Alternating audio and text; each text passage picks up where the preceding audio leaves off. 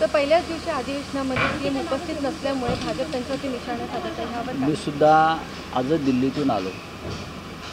22 दिवस दिल्लीमध्ये होतो. संसदेत राज्यसभा लोकसभा मी पाहत होतो. आम्ही पण प्रधानमंत्र्यांना शोधत होतो.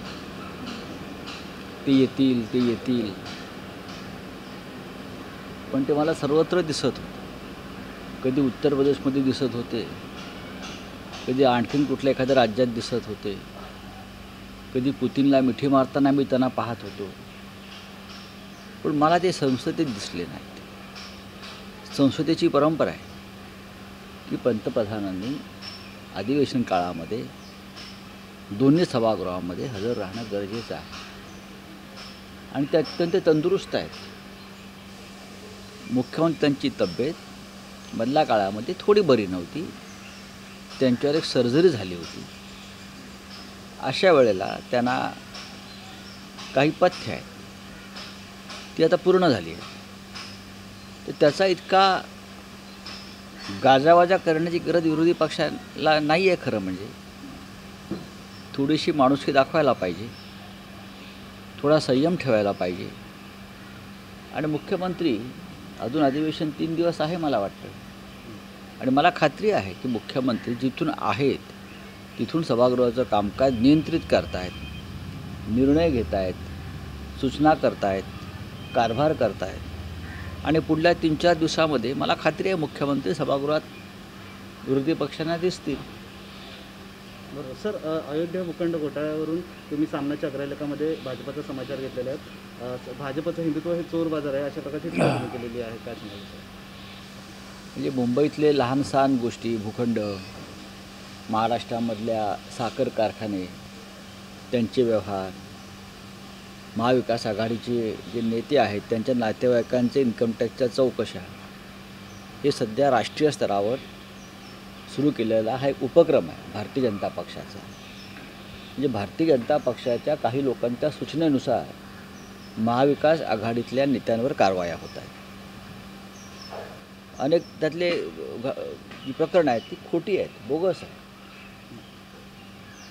आता काल जे अयोध्येतलं प्रकरण आलेलं आहे, राम मंदिराच्या आसपासच्या जमिनी ज्या प्रकारे भारतीय जनता पक्षाच्या परिवारानं, मग त्यात नोकरशाही असेल, त्यात भाजपचे पदाधिकारी असतील, भाजपचे महापौर असतील, त्यांचे नातेवाईक असतील, पूर्ण भाजप, आमदार, खासदार सगळ्यांनी जमिनींची खरेदी ज्या प्रमाणात केली आहे राम मंदिराच्या परिसरामध्ये अधिग्रहण, ते फार धक्कादायक आहे.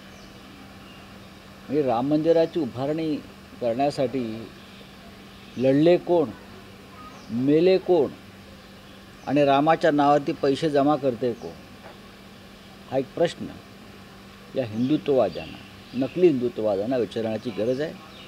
आम्ही तो प्रश्न विचारलेला आहे.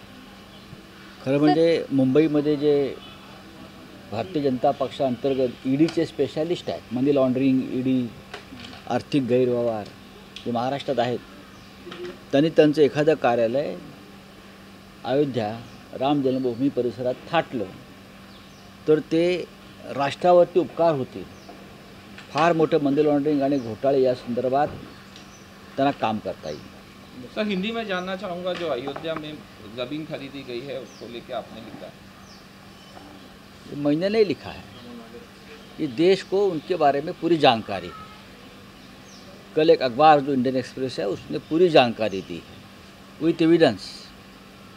सब सरकारी जो दफ्तर में जो लिखाई पढ़ाई होती है उस बारे में, ज़मीन व्यवहार के बारे में, वो सब कुछ दिया है कि राम मंदिर परिसर में अयोध्या निर्णय के बाद किसने किसने ज़मीन की खरीदी की है, कितने पैसे में की है, कितने में बेची है, ये लोग कौन है. ये पूरे भाजपा परिवार के लोग हैं. चाहे ब्यूरोक्रेट्स हो, चाहे भाजपा के नेता हो, चाहे एमएलए हो, चाहे वहाँ के मेयर हो. देखिए, मंदिर के लिए लड़ने वाले हम लोग थे, लोग शहीद हो गए. पूरी सरयू जो नदी है वो करसेवकों के खून से लाल हो गई थी. हमने देखा है, हम वहाँ थे उस वक्त, हमने देखा है. और अब ये मलाई खाने के लिए राम मंदिर के नाम पर ये लोग आए हैं।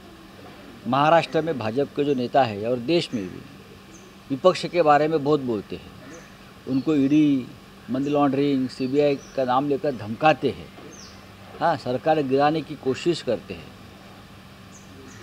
मेरा उनसे आह्वान है, ईडी, सीबीआई से, अब जाइए अपना एक दफ्तर अयोध्या में खोलिए और काम करिए। कहाँ से पैसा आया अयोध्या में, किसका पैसा है, हाँ, ये मनी लॉन्ड्रिंग का है या और किसी देश से विदेश से आया है, एक बार देख लीजिए। महाराष्ट्र में, मुंबई में भी जो लोग हैं, जो महाविकास आघाड़ी के नेताओं के पीछे पड़े हैं, बदनामी कर रहे हैं, उनको भी मेरा आह्वान है, आप जाइए, आप स्पेशलिस्ट हैं ना इस मामले में, जाकर बैठे अयोध्या में और आपके जो रिश्तेदार है वहाँ बीजेपी के, हाँ, उनके भी जो व्यवहार है उस बारे में देश को बताइए। सर, चंद्रकांत दादा पाटिल ने कहा कि मुख्यमंत्री की तबीयत को लेकर उसके क्या? मुझे लगता है चंद्रकांत दादा पाटिल की नज़र कमज़ोर हो गई है, उन्हें दिखता नहीं, उन्हें वो सुन नहीं पाते और वो पढ़ नहीं पाते।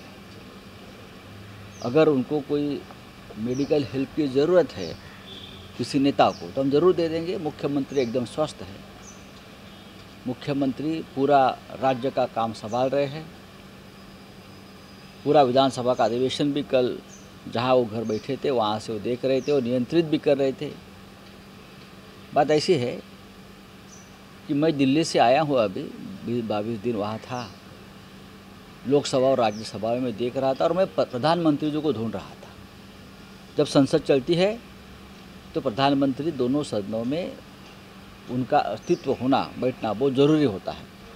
लेकिन मैं भी उनके दर्शन के लिए प्रतीक्षा करते था। हमारे जैसे बहुत से लोग प्रधानमंत्री जी के बारे में बोले कि वो क्यों नहीं आते पार्लियामेंट में। मुख्यमंत्री तो 2-4 दिन में आ जाएंगे, आप देखिए। तब दादा को आप पूछिए, मुख्यमंत्री आए हैं, अब आपकी क्या राय है?